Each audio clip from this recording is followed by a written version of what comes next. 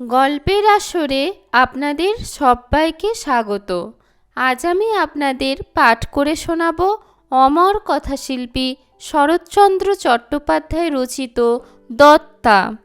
আজকের গল্প দত্তা। আশা করছি আপনারা এই গল্পের প্রথম পরিচ্ছেদ থেকে সপ্তদশ পরিচ্ছেদ অবধি আগের অডিওগুলিতে শুনেছেন। আজ আমি এই গল্পের অষ্টাদশ পরিচ্ছেদটি পাঠ করে শোনাচ্ছি। 5-6 দিনের মধ্যেই বিজয়ার রোগ সারিয়া গেল বটে, কিন্তু শরীর সারিতে দেরি হইতে লাগিল। বিলাস ভালো ডাক্তার দিয়া বলকারক ঔষধ ও পথ্যের বন্দোবস্ত করিতে ত্রুটি করিল না, কিন্তু দুর্বলতা যেন প্রতিদিন বাড়িয়াই চাইতে লাগিল। এদিকে ফাল্গুন শেষ হইতে চলিল, মধ্যে শুধু চৈত্র মাসটা বাকি। বৈশাখের প্রথম সপ্তাহেই ছেলের বিবাহ দিবেন। রাসবিহারীর ইহাই সংকল্প, কিন্তু পাত্র যত দিন দিন পরিপুষ্ট ও কান্তিমান হইয়া উঠিতে লাগিলেন, কন্যা তেমনি শীর্ণ ও মলিন হইয়া যাইতেছে দেখিয়া রাসবিহারী প্রত্যহ একবার করিয়া আসিয়া উদ্বেগ প্রকাশ করিয়া যাইতে লাগিলেন। অথচ চেষ্টার কোনো দিকে কিছুমাত্র ত্রুটি হইতেছে না। তবে এ কি? সেই মাইক্রোস্কোপ ঘটিত ব্যাপারটা বাহিরে হইতে কেমন করিয়া না জানি একটু অতিরঞ্জিত হইয়াই পিতাপুত্রের কানে গিয়াছিল। শুনিয়া ছোট তরফ যতই লাফাইতে লাগিল, বড় তরফ ততই তাহাকে ঠান্ডা করিতে লাগিলেন। পরিশেষে ছেলেকে তিনি বিশেষ করিয়া সতর্ক করিয়া দিলেন যে এই সকল ছোটোখাটো বিষয় লইয়া দাপাদাপি করিয়া বেড়ানো শুধু যে নিষ্প্রয়োজন তাই নয়, তাহার অসুস্থ দেহের উপর হাঙ্গামা করিতে গেলে হিতে বিপরীত ঘটাও অসম্ভব নয়। বিলাস পৃথিবীর আর যত লোককেই তুচ্ছ তাচ্ছিল্য করুক, পিতার পাকা বুদ্ধিকে সে মনে মনে খাতির করিত, কারণ ঐহিক ব্যাপারে সে বুদ্ধির উৎকর্ষতার এত পর্যাপ্ত নজির রহিয়া গেছে যে তাহার প্রামাণ্য সম্বন্ধে সন্দেহ করা এক প্রকার অসম্ভব। সুতরাং এই লইয়া বুকের মধ্যে তাহার যত বেশি গাজাইয়া উঠিতে থাকুক, প্রকাশ্য বিদ্রোহ করিতে সাহস করে নাই। কিন্তু আর সহিল না। সেদিন হঠাৎ অতি তুচ্ছ কারণে সে কালীপদকে লইয়া পড়িল এবং প্রথমটা এই মারি তো এই মারি করিয়া অবশেষে তাহার মাহিনা চুকাইয়া দিতে গোমস্তার প্রতি হুকুম করিয়া তাহাকে ডিসমিস করিল। চিকিৎসক বিজয়ার সকাল বিকালে যৎকিঞ্চিৎ ভ্রমণের ব্যবস্থা করিয়াছিলেন। সেদিন সকালে সে নদীর তীরে একটু ঘুরিয়া ফিরিয়া বাটি ফিরিতেই কালীপদ অশ্রু বিকৃত স্বরে বলিল, মা, ছোটবাবু আমাকে জবাব দিলেন। বিজয়া আশ্চর্য হইয়া জিজ্ঞাসা করিল, কেন? কালীপদ কাঁদিয়া ফেলিয়া বলিল, কর্তাবাবু স্বর্গে গেছেন, কিন্তু তেনার কাছে কখনো গালমন্দ খায়নি মা, কিন্তু আজ। বলিয়া সে ঘন ঘন চোখ মুছিতে লাগিল। তারপরে কান্না শেষ করিয়া যাহা কহিল তাহার মর্ম এই যে যদিচ সে কোনো অপরাধ করে নাই, তথাপি ছোটবাবু তাহাকে দুচক্ষে দেখিতে পারেন না। ডাক্তারবাবুর কাছে সেই বাক্সটা দিতে যাওয়ার কথা কেন আমি তাহাকে নিজে জানাই নাই, কেন আমি তাহাকে ঘরে ডাকিয়া আনিয়াছিলাম, ইত্যাদি ইত্যাদি। বিজয়া চৌকির উপর অত্যন্ত শক্ত হইয়া বসিয়া রহিল। বহুক্ষণ পর্যন্ত একটা কথাও কহিল না। পরে জিজ্ঞাসা করিল, তিনি কোথায়? কালীপদ বলিল, কাছারি ঘরে বসে কাগজ দেখছেন।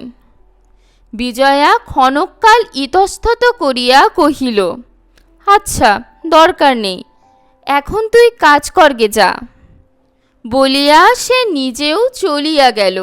ঘণ্টাখানেক পরে জানালা দিয়া দেখিতে পাইল বিলাস কাছারি ঘর হইতে বাহির হইয়া বাড়ি চলিয়া গেল। কেন যে আজ সে তত্ত্ব লইতে বাড়ি ঢুকিল না, তাহা সে বুঝিল। দয়াল আরোগ্য হইয়া আবার নিয়মিত কাজে আসিতেছিলেন। সন্ধ্যার পূর্বে ঘরে ফিরিবার সময় একদিন বিজয়া তাহার সঙ্গ লইত এবং কথা কহিতে কহিতে কতকটা পথ আগাইয়া দিয়া পুনরায় ফিরিয়া আসিত। নরেনের প্রতি দয়ালের অন্তঃকরণ সম্ভ্রমে কৃতজ্ঞতায় একেবারে পরিপূর্ণ হইয়াছিল। পীড়ার কথা উঠিলে বৃদ্ধ এই নবীন চিকিৎসকের উচ্ছ্বসিত প্রশংসায় সহস্র মুখ হইয়া উঠিতেন। বিজয়া চুপ করিয়া শুনিত, কিন্তু কোনরূপ আগ্রহ প্রকাশ করিত না বলিয়ায় দয়াল মুখ ফুটিয়া বলিতে পারিতেন না যে তাহার ইচ্ছা ইহাকে ডাকাইয়া একবার বিজয়ার অসুখের কথাটা জিজ্ঞাসা করা হয়।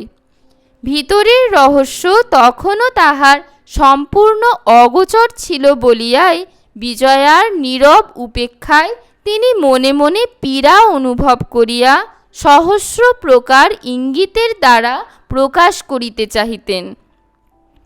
হোক সে ছেলে মানুষ, কিন্তু যে সব নামজাদার বিজ্ঞ চিকিৎসকের দল তোমার মিথ্যা চিকিৎসা করিয়া টাকা এবং সময় নষ্ট করছে, তাদের চেয়ে সে ঢের বেশি বিজ্ঞ, এ আমি শপথ করে বলতে পারি। কিন্তু এই গোপন রহস্যের আভাস পাইতে তাহার বেশি দিন লাগিল না। দিন ৫-৬ পরেই একদিন সহসা তিনি বিজয়ার ঘরে আসিয়া বলিলেন, কালীপদকে আর তো আমি বাড়িতে রাখতে পারি নে মা। বিজয়ার এ আশঙ্কা ছিলই, তথাপি সে জিজ্ঞাসা করিল, কেন? দয়াল কহিলেন, তুমি যাকে বাড়িতে রাখতে পারলে না, আমি তাকে রাখবো কোন সাহসে বলো দেখি মা। বিজয়া মনে মনে অত্যন্ত ক্রুদ্ধ হইয়া কহিল, কিন্তু সেটাও তো আমারই বাড়ি। দয়াল লজ্জা পাইয়া বলিলেন, তা তো বটেই, আমরা সকলেই তো তোমার আশ্রিত মা, কিন্তু। বিজয়া জিজ্ঞাসা করিল, তিনি কি আপনাকে রাখতে নিষেধ করেছে? দয়াল চুপ করিয়া রহিলেন। বিজয়া বুঝিতে পারিয়া কহিল, তবে আমার কাছেই কালীপদকে পাঠিয়ে দেবেন, সে আমার বাবার চাকর, তাকে আমি বিদায় দিতে পারব না। দয়াল ক্ষণকাল মৌন থাকিয়া সংকোচের সহিত কহিলেন, কাজটা ভালো হবে না মা, তার অবাধ্য হওয়াও তোমার কর্তব্য নয়। বিজয়া ভাবিয়া বলিল, তাহলে আমাকে কি করতে বলেন? দয়াল কহিলেন, তোমাকে কিছুই করতে হবে না, কালীপদ নিজেই বাড়ি যেতে চাচ্ছে, আমি বলি কিছুদিন সে তাই যাক। বিজয়া অনেকক্ষণ নীরব থাকিয়া একটা দীর্ঘশ্বাসের সঙ্গে বলিল, তবে তাই হোক, কিন্তু যাবার আগে এখানে তাকে একবার পাঠিয়ে দেবেন। দীর্ঘশ্বাসের শব্দে চকিত হইয়া বৃদ্ধ মুখ তুলিতেই এই তরুণীর মলিন মুখের উপর একটা নিবিড় ঘৃণার ছবি দেখিতে পাইয়া স্তম্ভিত হইয়া গেলেন। সেদিন এ সম্বন্ধে আর কোনো কথা বলিতে তাহার সাহস হইল না। ইহার পর ৪-৫ দিন দয়ালকে আর দেখিতে পাওয়া গেল না। বিজয়া কাছারি ঘরে সংবাদ লইয়া জানিল তিনি কাজেও আসেন নাই। শুনিয়া উদ্বিগ্ন চিত্তে ভাবিতেছে লোক পাঠাইয়া সংবাদ লওয়া প্রয়োজন কিনা। এমনই সময়ে দ্বারের বাহিরে তাহারই কাশির শব্দে বিজয়া সানন্দে উঠিয়া দাঁড়াইল এবং অভ্যর্থনা করিয়া তাহাকে ঘরে আনিয়া বসাইল। দয়ালের স্ত্রী চিররুগ্না। হঠাৎ তাহারই অসুখের বাড়াবাড়িতে কয়েকদিন তিনি বাহির হইতে পারেন নাই, নিজেকেই পাক করিতে হইতেছিল।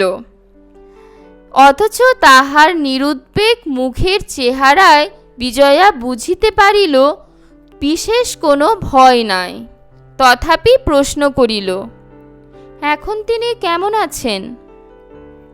দয়াল বলিলেন, আজ ভালো আছেন। নরেনবাবুকে চিঠি লিখতে কাল বিকালে এসে তিনি ওষুধ দিয়ে গেছেন। কি অদ্ভুত চিকিৎসা মা!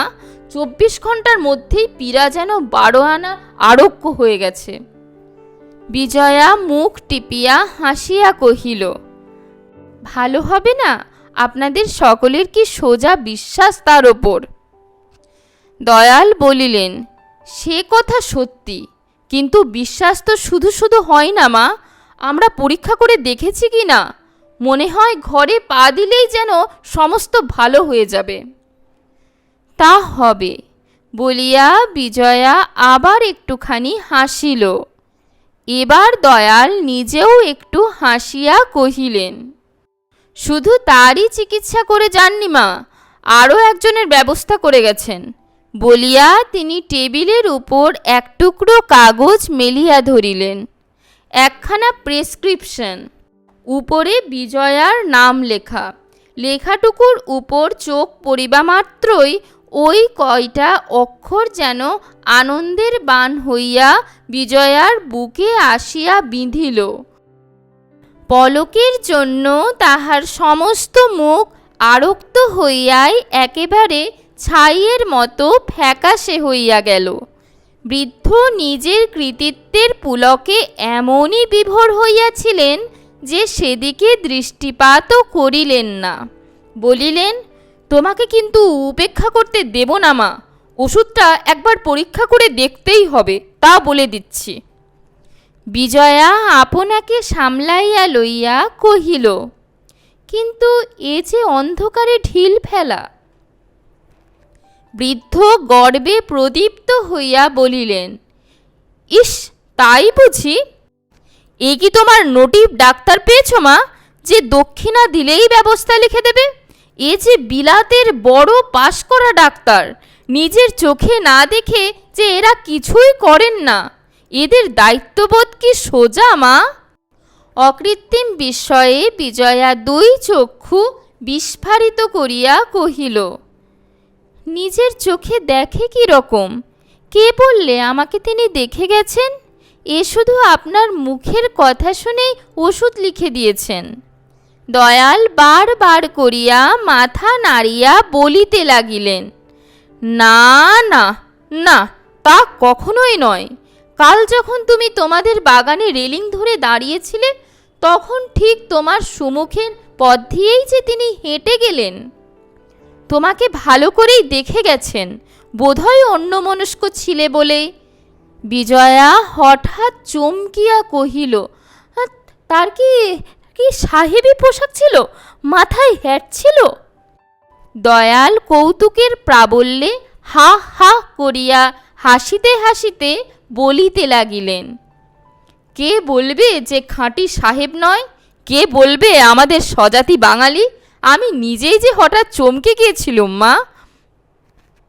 সমুখ দিয়া গিয়াছেন, ঠিক চোখের উপর দিয়া গিয়াছেন, তাহাকে দেখিতে দেখিতে গিয়াছেন, অথচ সে একটি বারের বেশি দৃষ্টিপাত পর্যন্ত করে নাই। পুলিশের কোনো ইংরাজি কর্মচারী হইবে ভাবিয়াই বরঞ্চ সে অবজ্ঞায় চোখ নামাইয়া লইয়াছিল। তাহার হৃদয়ের মধ্যে কি ঝড় বহিয়া গেল, বৃদ্ধ তাহার কোনো সংবাদই রাখিলেন না। তিনি নিজের মনে বলিয়া যাইতে লাগিলেন, মাঝে শুধু চৈত্র মাসটা বাকি, বৈশাখের প্রথম, না হয় বড় জোর 2য় সপ্তাহেই বিবাহ। বললাম, মায়ের যে শরীর সারে না ডাক্তারবাবু, একটা কিছু ওষুধ দিন যাতে। তাহার মুখের কথাটা ওইখানেই অসমাপ্ত রহিয়া গেল। এভাবে অকস্মাৎ থামিয়া যাইতে দেখিয়া মুখ তুলিয়া তাহার দৃষ্টি অনুসরণ করিতেই দেখিল বিলাস ঘরে ঢুকিতেছে। একটা আলোচনা চলিতেছিল, তাহার আগমনে বন্ধ হইয়া গেল। প্রবেশ মাত্রই অনুভব করিয়া বিলাসের চোখ মুখ ক্রোধে কালো হইয়া উঠিল, কিন্তু আপনাকে যথাসাধ্য সংবরণ করিয়া সে নিকটে আসিয়া একখানা চৌকি টানিয়া লইয়া বসিল। ঠিক সম্মুখেই প্রেসক্রিপশনটা পড়িয়াছিল।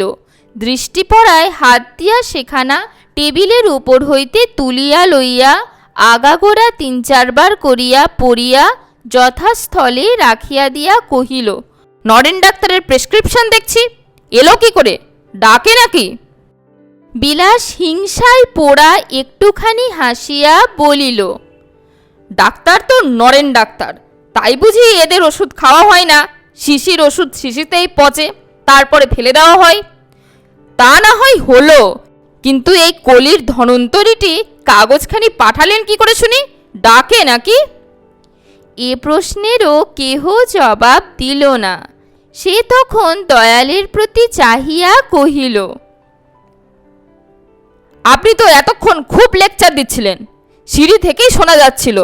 বলি, আপনি কিছু জানেন? এই জমিদারি সেরেস্তার বিলাসবিহারীর অধীনে কর্মগ্রহণ করা অবধি দয়াল মনে মনে তাহাকে বাঘের মতো ভয় করিতেন। কালীপদর মুখে শুনিতেও কিছু বাকি ছিল না। সুতরাং প্রেসক্রিপশনখানা হাতে করা পর্যন্তই তাহার বুকের ভিতরটা বাঁশপাতার মতো কাঁপিতেছিল। এখন প্রশ্ন শুনিয়া মুখের মধ্যে জিভটা তাহার এমনই আড়ষ্ট হইয়া গেল যে কথা বাহির হইল না। বিলাস এক মুহূর্ত স্থির থাকিয়া ধমক দিয়া কহিল, একেবারে যে ভিজে বিড়ালটি হয়ে গেলেন, বলি জানেন কিছু? চাকরির ভয় যে ভারাক্রান্ত দরিদ্রকে কিরূপ হীন করিয়া ফেলে তাহা দেখিলে ক্লেশ বোধ হয়। দয়াল চমকিয়া উঠিয়া অস্ফুট স্বরে কহিলেন, আগে হ্যাঁ, আমি এনেছি। ও তাই বটে, কোথায় পেলেন সেটাকে? দয়াল তখন জড়াইয়া জড়াইয়া কোনো মতে ব্যাপারটা বিবৃত করিলেন। বিলাস স্তব্ধভাবে কিছুক্ষণ বসিয়া থাকিয়া কহিল, গেল বছরের হিসাবটা আপনাকে সারতে বলেছিলাম, সেটা সারা হয়েছে? দয়াল বিবর্ণ মুখে কহিলেন, আগে 2 দিনের মধ্যে সেরে ফেলব। হয়নি এখন। হয়নি কেন? বাড়িতে ভারী বিপদ যাচ্ছিল, রাঁধতে হয়, আসতেই পারিনি। প্রত্যুত্তরে বিলাস কুৎসিত কটু কণ্ঠে দয়ালের জরিমার নকল করিয়া হাত নাড়িয়া বলিল, আসতেই পারিনি? তবে আর কি, আমাকে রাজা করেছেন? বলিয়া তীব্র স্বরে কহিল, আমি তখনই বাবাকে বলেছিলাম এসব বুড়ো হাবড়া নিয়ে আমার কাজ চলবে না। এতক্ষণ পরে বিজয়া মুখ ফিরাইয়া চাহিল। তাহার মুখের ভাব প্রশান্ত গম্ভীর, কিন্তু এই চোখ দিয়া যেন আগুন বাহির হইতেছিল। অনুচ্চ কঠিন কণ্ঠে কহিল, দয়ালবাবুকে এখানে কে এনেছে জানেন? আপনার বাবা নন, আমি। বিলাস থমকিয়া গেল। তাহার এরূপ কণ্ঠস্বরও সে আর কখনো শুনে নাই, এরূপ চোখের চাহনিও আর কখনো দেখে নাই। কিন্তু নত হইবার পাত্র সে নয়, তাই পলকমাত্র স্থির থাকিয়া জবাব দিল, যেই আনুক আমার জানবার দরকার নেই, আমি কাজ চাই, কাজের সঙ্গে আমার সম্বন্ধ। বিজয়া কহিল, যার বাড়িতে বিপদ তিনি কি করে কাজ করতে আসবেন? বিলাস উদ্ধতভাবে বলিল, অমন সবাই বিপদের দোহাই পারে, কিন্তু সে শুনতে গেলে তো আমার চলে না। আমি দরকারি কাজ সেরে রাখতে হুকুম দিয়েছিলাম, হয়নি কেন সেই কৈফিয়ত চাই, বিপদের খবর জানতে চাইনে। বিজয়ার ওষ্ঠাধর কাঁপিতে লাগিল। কহিল, সবাই মিথ্যাবাদী নয়, সবাই মিথ্যা বিপদের দোহাই দেয় না, অন্তত মন্দিরের আচার্য দেয় না। সে যাক, কিন্তু আপনাকে জিজ্ঞাসা করি আমি, যখন জানেন দরকারি কাজ হওয়া চাই, তখন নিজে কেন সেরে রাখেননি? আপনি কেন 4 দিন কাজ কামাই করলেন? কি বিপদ হয়েছিল আপনার শুনি? বিলাস বিস্ময়ে হতবুদ্ধি প্রায় হইয়া কহিল, আমি নিজে খাতা সেরে রাখবো? আমি কামাই করলাম কেন? বিজয়া কহিল, হ্যাঁ তাই। মাসে মাসে 200 টাকা মাইনে আপনি নেন। টাকা তো আমি শুধু শুধু আপনাকে দিই নে, কাজ করবার জন্যেই দিই। বিলাস কলের পুতুলের মতো কেবল কহিল, আমি চাকর?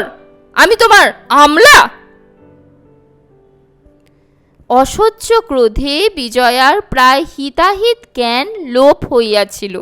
সে তীব্রতর কণ্ঠে উত্তর দিল, কাজ করবার জন্যই যাকে মাইনে দিতে হয় তাকে ও ছাড়া আর কি বলে?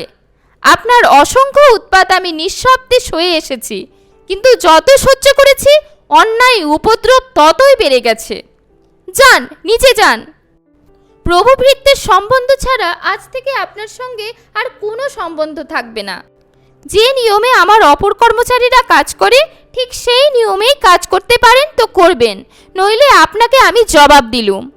আমার কাছারিতে আর ঢোকবার চেষ্টা করবেন না।